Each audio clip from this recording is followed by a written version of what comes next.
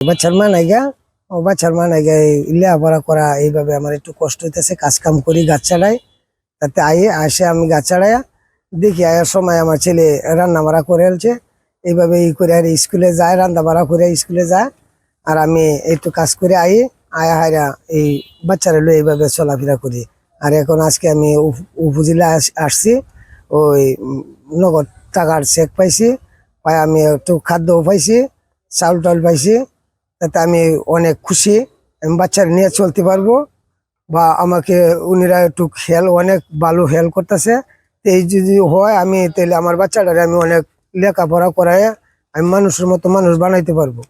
আচ্ছা, আমাদের দুর্গাপুর উপজেলার বিরশি ইউনিয়নে কালের কণ্ঠের সংবাদ প্রকাশিত হওয়ার পর এটা আমাদের উপজেলা প্রশাসনের নজরে আসে। আমরা দেখেছি যে খুব দারিদ্রপূর্ণ একটা অবস্থায় আমাদের লিটন যে আছে, সে তার জীবন জীবিকা চালাচ্ছে। একই সাথে সে তৃতীয় শ্রেণীতে পড়াশোনা অবস্থায় রয়েছে। এক্ষেত্রে আমাদের উপজেলা প্রশাসনের পক্ষ থেকে আমরা তার আর্থিক সাহায্য দিয়ে তার পাশে দাঁড়ানোর চেষ্টা করেছি। একইভাবে তার পড়াশোনা যাতে নির্বিঘ্নে সে চালনা করতে পারে সে বিষয়টাই আমরা এনশিওর করার চেষ্টা করেছি।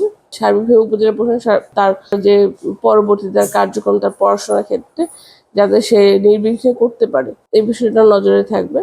আমাদের পড়াশোনার পক্ষ থেকে এই পরিবার কিছু আর্থিক সাহায্যের পাশাপাশি তাকে কিছু খাদ্য সামগ্রী দেওয়া হয়েছে।